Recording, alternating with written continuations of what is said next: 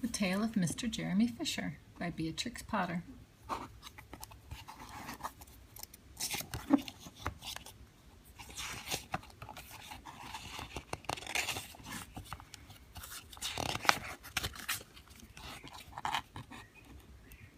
Once upon a time there was a frog called Mr. Jeremy Fisher. He lived in a little damp house amongst the buttercups at the edge of a pond.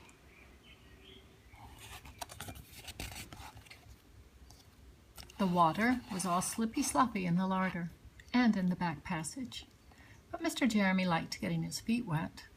Nobody ever scolded him, and he never caught cold.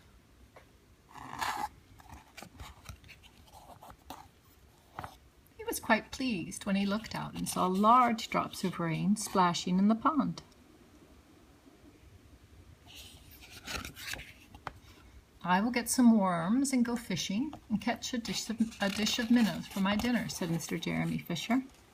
"If I catch more than 5 fish, I will invite my friends, Mr. Alderman Ptolemy Tortoise and Sir Isaac Newton. The alderman, however, eats salad."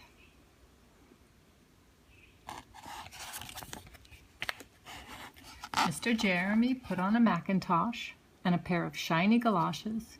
He took his rod and basket and set off with enormous hops to the place where he kept his boat. The boat was round and green and very like the other lily leaves. It was tied to a water plant in the middle of the pond.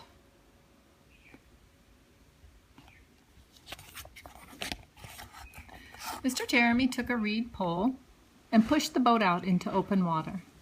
"I know a good place for minnows," said Mr. Jeremy Fisher.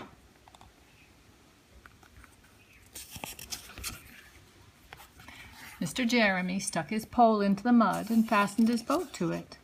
Then he settled himself cross-legged and arranged his fishing tackle. He had the dearest little red float. His rod was a tough stalk of grass. His line was a fine, long white horsehair, and he tied a little wriggling worm at the end. The rain trickled down his back for nearly an hour as he stared at the float. "This is getting tiresome. I think I should like some lunch," said Mr. Jeremy Fisher. He punted back again amongst the water plants and took some lunch out of his basket.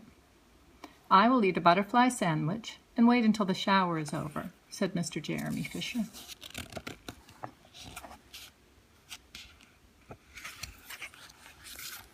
A great big water beetle came up underneath the lily leaf and tweaked the toe of one of his galoshes. Mr. Jeremy crossed his legs up a little shorter, out of reach, and went on eating his sandwich.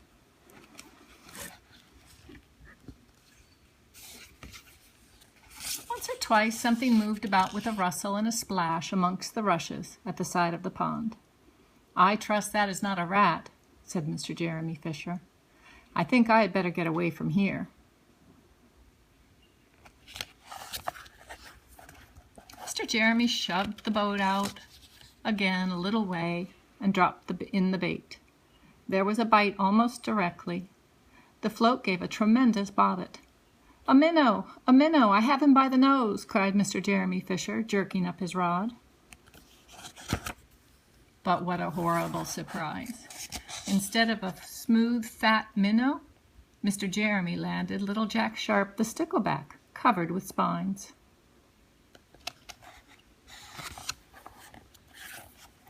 The stickleback floundered about the boat, pricking and snapping until he was quite out of breath. Then he jumped back into the water.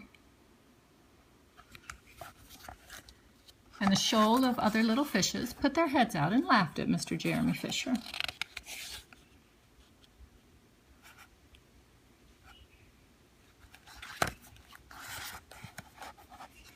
And while Mr. Jeremy sat disconsolately on the edge of his boat, sucking his sore fingers and peering down into the water, a much worse thing happened. A really frightful thing it would have been if Mr. Jeremy had not been wearing a mackintosh. A great big, enormous trout came up, kerplop, with a splash, and it seized Mr. Jeremy with a snap. Ow! Ow! Ow! And then it turned and dived down to the bottom of the pond.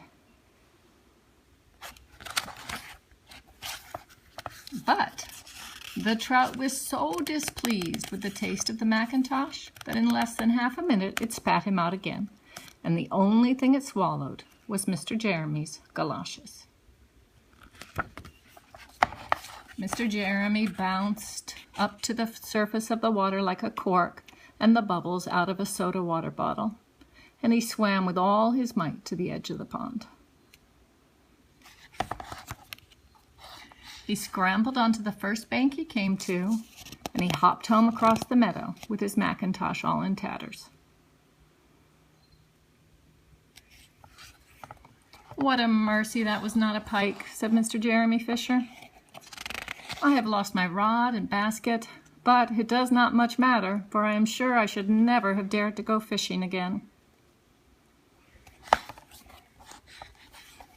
He put some sticking plaster on his fingers, and his friends both came to dinner. He could not offer them fish, but he had something else in his larder. Sir Isaac Newton wore his black and gold waistcoat, and Sir Alderman Ptolemy Tortoise brought a salad with him in a string bag.